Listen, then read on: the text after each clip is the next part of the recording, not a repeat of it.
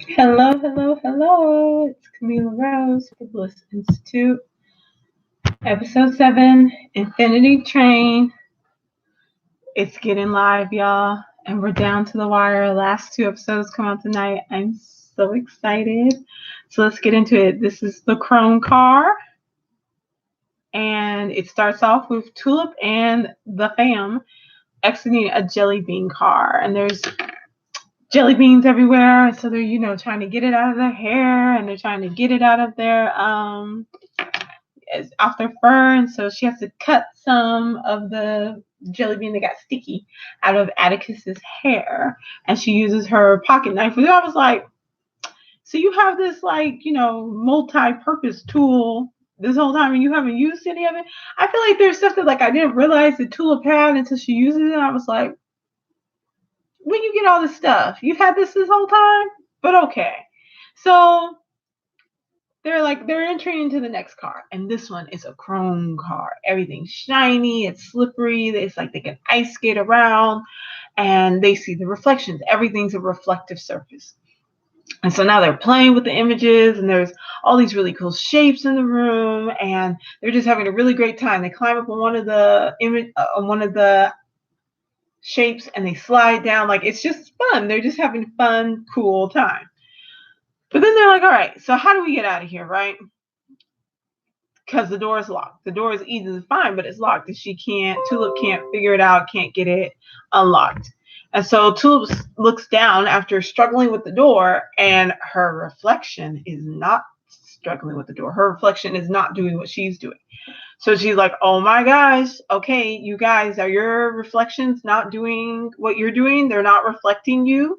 And so 1-1 says that he doesn't remember, and that his memory has been terrible ever since the change. And Atticus is like, what change? And he's like, when I got my hair cut. And I'm just like, no, there is something going on with Atticus. We have seen that there's something happening with him, that he's a little off, that there's been some type of disconnect. Something is broken. Something's not working right. And he's just avoiding dealing with it. Maybe how Tulip has been avoiding dealing with what's going on with her divorce, with the divorce with her parents, and her disappointment and how things are working out.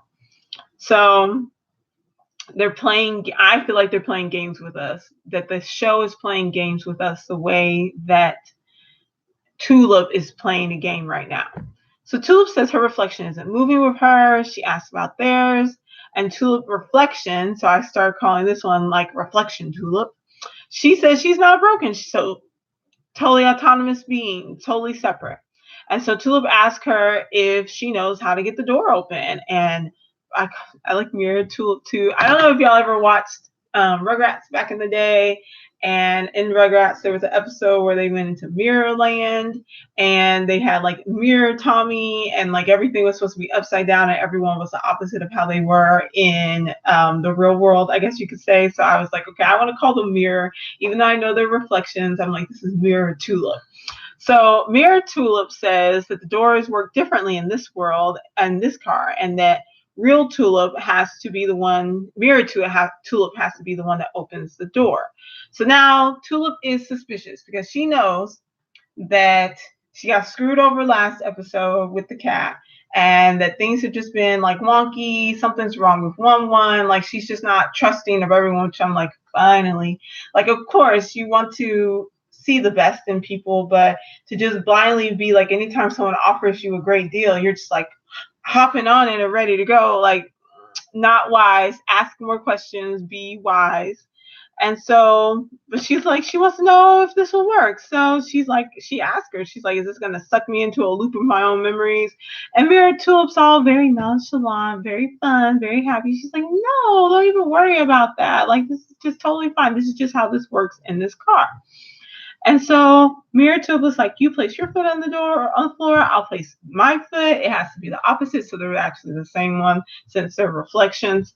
And then we have to turn at the same time. So this is how they're going to be able to switch worlds. They have to switch worlds. Mirror Tulip has to come up to the real world, and our Tulip has to go down to Mirror World. And I'm sitting here like, no, because if you have to do this together to switch places and to unswitch, you're going to have to do this together. And she decides she doesn't want to switch, you're going to be stuck. Like, you're not going to be able to just force her to do so, and then you'll be stuck in mirror world.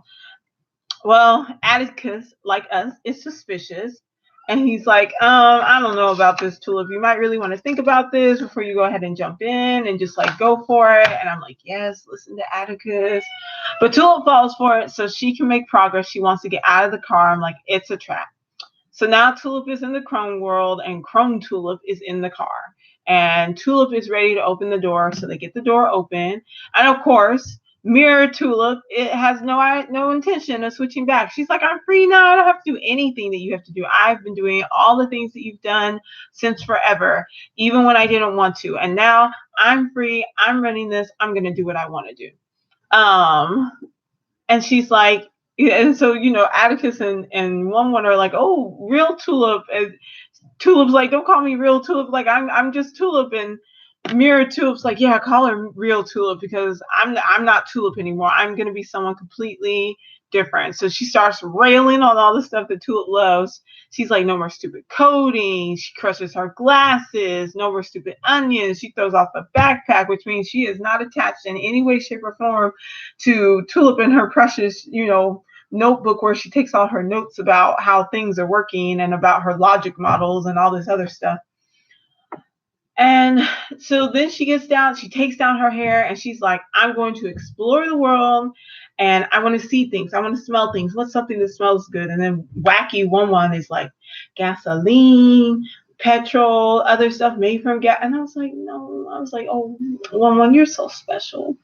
So now Real Tulip is like trying to talk to Chrome 1 and Atticus, who are kind of like the opposites. They have opposite personalities than the ones that we know. So 1 seems to remember his job. He seems very stable. He doesn't have that funky kind of different voices. It's just one solid voice together. And Atticus is very like scary. He seems anxious. He doesn't seem very sure of himself, whereas we know that our Atticus is very confident, very sure of himself. He is very much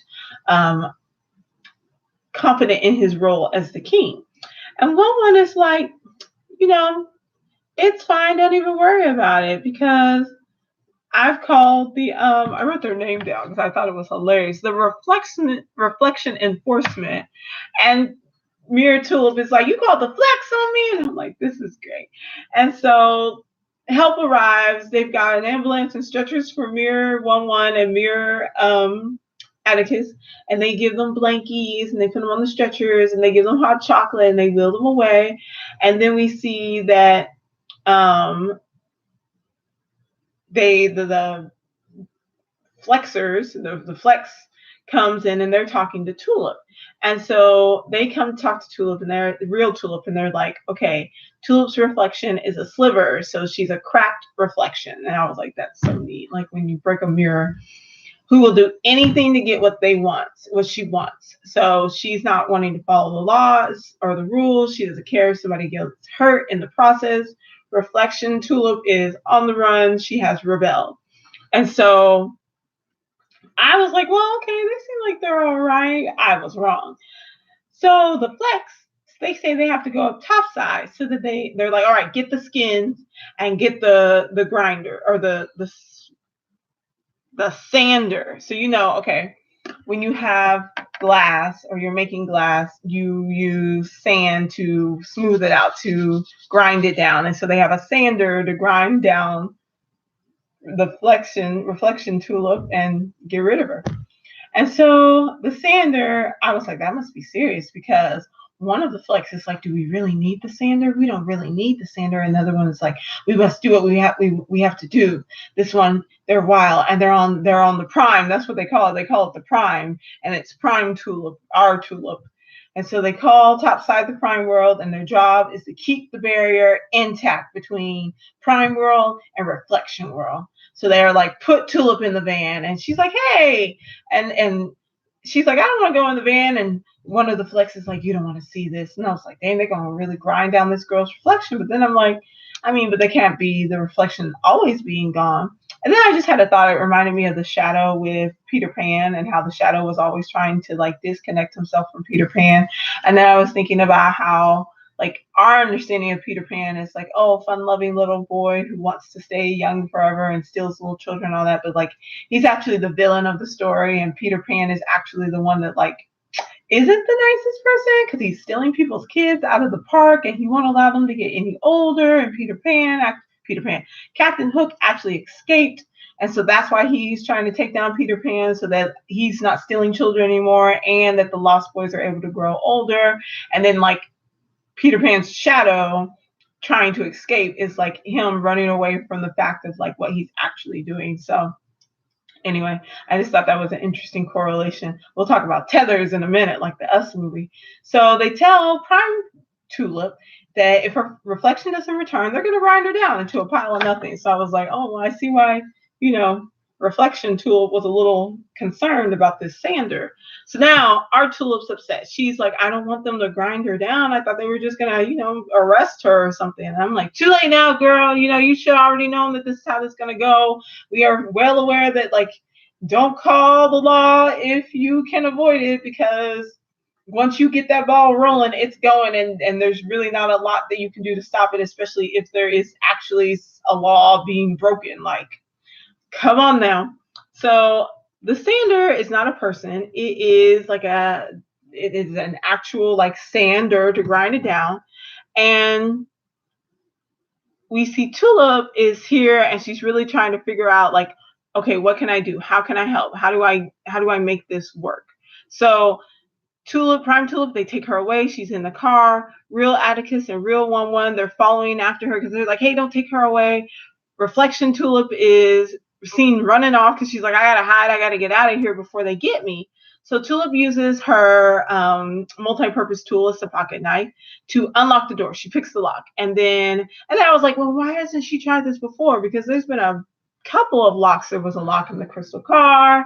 Like, a lot of these doors have been locked. So I was like, girl, you had this knife to pick locks all the time. Why haven't you picked any of these locks? But that's fine. It's convenient. It's fine.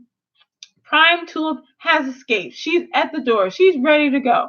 The Flex, they're like, okay, let's get up, let's put on and suit up. So they have these human skins, which I'm not sure like what they're made of, because we'll see later on that they start kind of melting after they're being attacked and stuff. And I was like, what's going on in this world? It's a little weird too. So they put on their human skins. Oh, and when the main one, kind of the good cop, the bad cop one, he takes off his helmet that you see him in.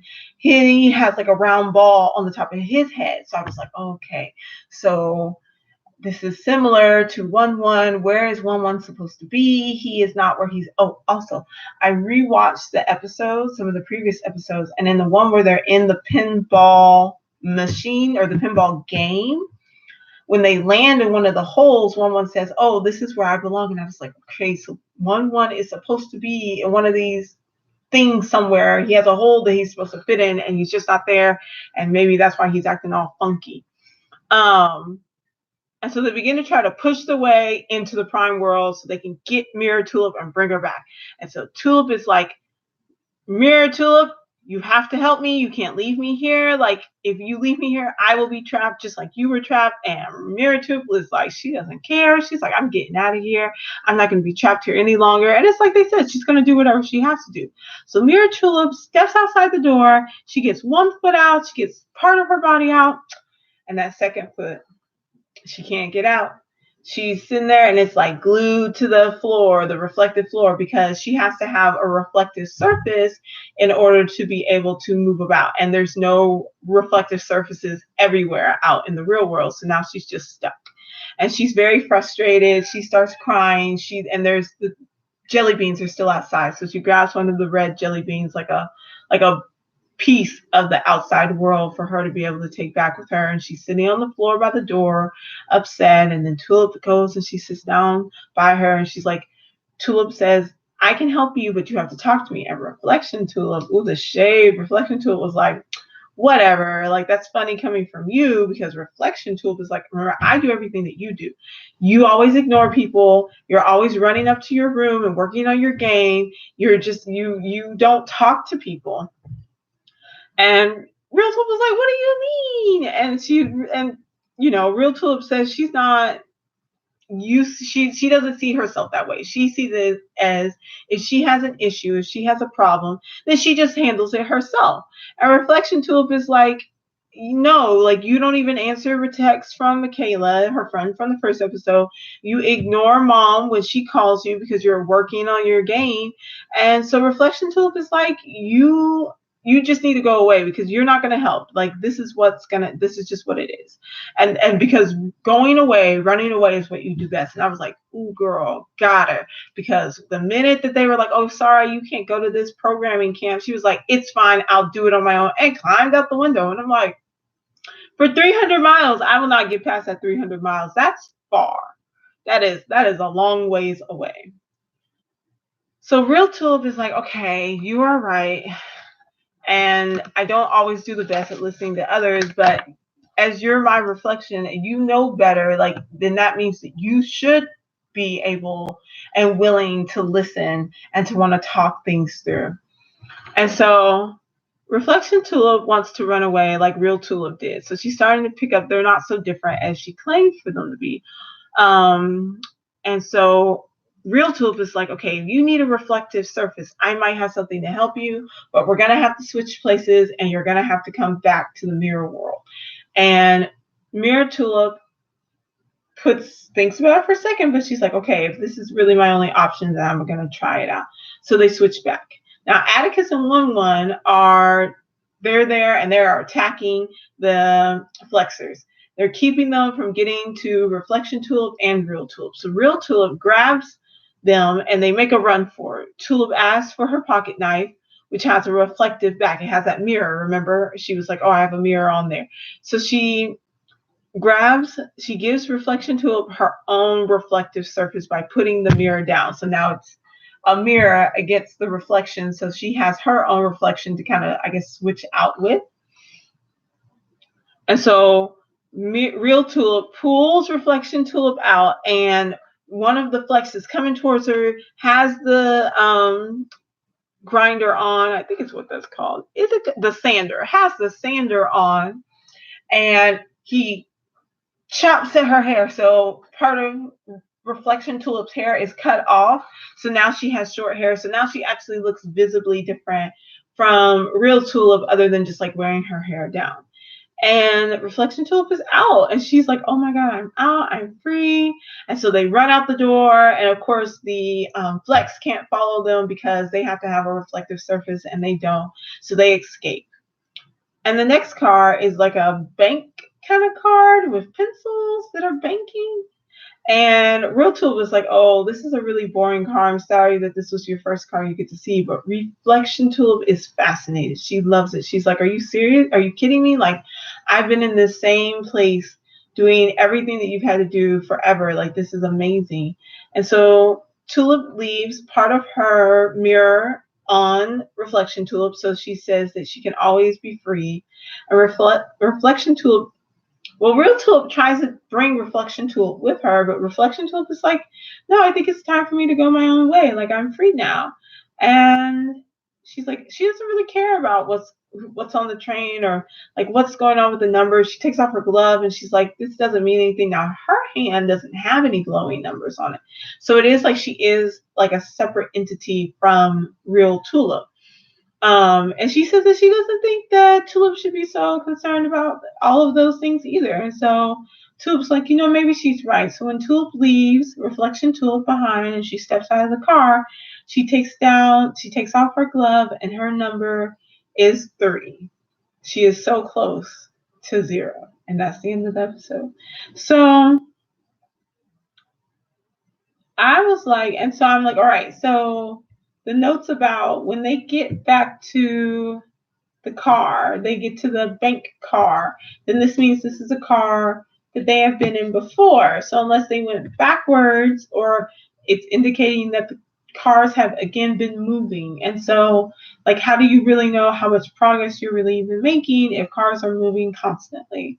So I was like, that's interesting. But also the whole tether idea related to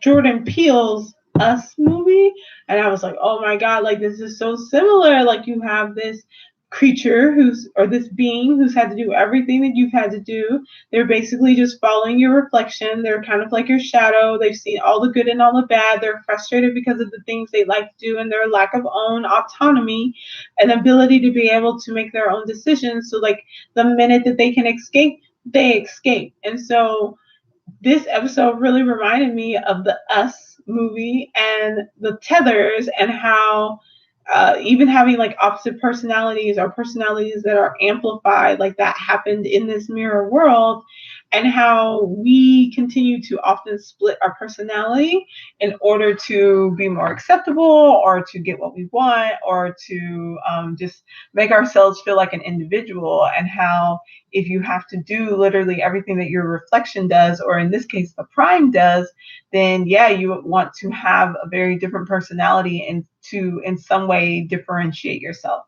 So I loved it. Good episode. It's the next episode, episode 8, the ball pit. That is just like, that's the one that got me. That is where the conductor is revealed, maybe. And we're going to get into that in just a minute. So thanks for watching. Let us know what you think about the show, what you think about what's going on with 1-1 and Tulip and Atticus, and like how does all this play together, and who do you think is the conductor if you don't already know, or next one we'll talk about our thoughts about the conductor. So I'll see you later. Bye-bye.